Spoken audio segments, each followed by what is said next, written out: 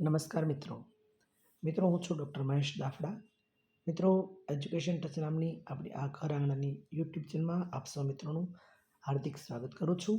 મિત્રો, આ ચેનલ પર દર રવિવારે કરંટ અફેર્સ એટલે કે તાજેતરની ઘટના, જે વિદ્યાર્થીઓ સ્પર્ધાત્મક પરીક્ષાની તૈયારી કરી રહ્યા છે એવા વિદ્યાર્થીઓ માટે હાલ પરીક્ષામાં કરંટ અફેર્સ એટલે કે તાજેતરની ઘટના પરીક્ષાનો એક ભાગ બની ગયો છે. ત્યારે દોસ્તો, અહીંયા ટોપ 10 સમાચારને પ્રસ્તુત કરી તેવા વિદ્યાર્થીઓને મદદ કરવાનો એક મારો ઉપક્રમ રહ્યો છે. આજે મિત્રો 236મો એપિસોડ હું જ્યારે રજૂ કરી રહ્યો છું ત્યારે ખરેખર હું ખૂબ જ હર્ષ અને આનંદની લાગણી અનુભવી રહ્યો છું. મિત્રો, એજ્યુકેશન ટચ નામની આપણી આ ઘર આંગણાની યુટ્યુબ ચેનલમાં મિત્રો દર રવિવારે કરંટ અફેર્સનો આ એપિસોડ જે વિદ્યાર્થીઓ સ્પર્ધાત્મક પરીક્ષાની તૈયારી કરે છે તેમના સુધી પહોંચાડી આપ પણ એક આ સારા કાર્યના સહભાગી બનશો તેવી હું આપની પાસે અપેક્ષા રાખું છું. મિત્રો, આ જ ચેનલ ઉપર 1111 જેટલા ઇંગ્લિશ વ્યાકરણના વિડીયો મિત્રો અવેલેબલ છે. 1111. તો મિત્રો, આ વિડીયો પણ જે વિદ્યાર્થીઓ સ્પર્ધાત્મક પરીક્ષાની તૈયારી કરે છે તે વિદ્યાર્થીઓ અને ધોરણ 9થી 12માં જે અભ્યાસ કરે છે એવા વિદ્યાર્થીઓ માટે પણ આ અંગ્રેજી વ્યાકરણના વિડીયો મિત્રો ખૂબ જ ઉપયોગી બની રહેશે. તો મિત્રો, આ ચેનલને એટલે એજ્યુકેશન ટચ નામની યુટ્યુબ ચેનલને વધુ સબસ્ક્રાઈબ કરશો અને આ વિડીયો વધુ શેર કરશો તેવી પણ હું આપણી પાસે અપેક્ષા રાખું છું.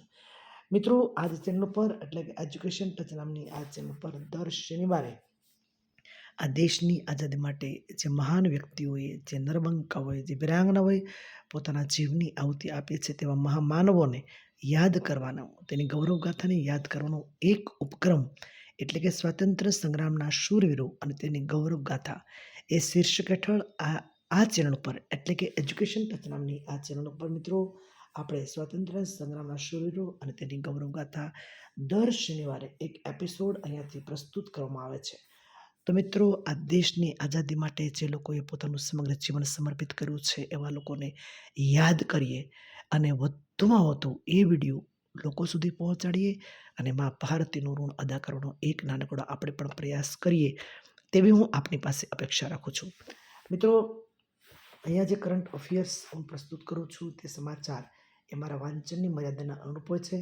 સંભવ છે કોઈ ક્ષતિ લાગે તો દોસ્તો અવશ્ય કોઈ ચોક્કસ ઓથેન્ટિક ન્યૂઝપેપર મેગેઝિનનો અભ્યાસ પણ આપ અવશ્ય કરી લેશો તેવી હું આપની પાસે અપેક્ષા રાખું છું. મિત્રો, તાજેતરમાં જ હૈદરાબાદ ખાતે જી સ્પાઈડર રોબોટ તૈયાર કરવામાં આવેલ છે. ખાસ યાદ રાખજો, જી સ્પાઈડર ક્યાં આગળ? હૈદરાબાદ ખાતે જી સ્પાઈડર રોબોટ તૈયાર કરવામાં આવેલ છે. મિત્રો, ગુજરાત સરકાર દ્વારા હર સ્ટાર્ટ 5.0 નામની એક મહત્વપૂર્ણ પહેલ શરૂ કરવામાં આવે છે. ગુજરાત સરકાર દ્વારા હર સ્ટાર્ટ 5.0 નામની આ પહેલ ગુજરાત સરકાર દ્વારા શરૂ કરવામાં આવેલી છે. મિત્રો, તાજેતરમાં જ ટાઈમ પત્રિકા દ્વારા પ્રકાશિત તૈયાર કરવામાં આવેલ વુમન ઓફ ધ યર 2026માં સુધીમાં સફીના હુસેનનો સમાવેશ કરવામાં આવેલો છે. ટાઈમ પત્રિકા દ્વારા પ્રકાશિત કરવામાં આવેલ વુમન ઓફ ધ યર 2026માં કોનો સમાવેશ કરવામાં આવ્યો છે? સફીના હુસેનનો સમાવેશ કરવામાં આવેલો છે.